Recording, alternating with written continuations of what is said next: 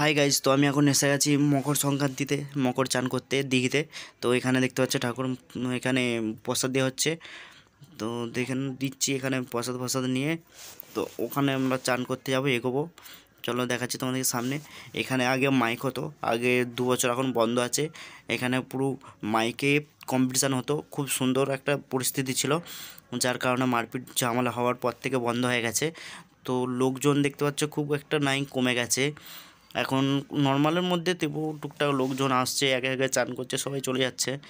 তো মকর সংক্রান্তির তোমরা দেখতে পাচ্ছ মেলা বসে এখানে, সমস্ত রকম মানে চারিদিক থেকে লোক আসে এখানে চান করতে।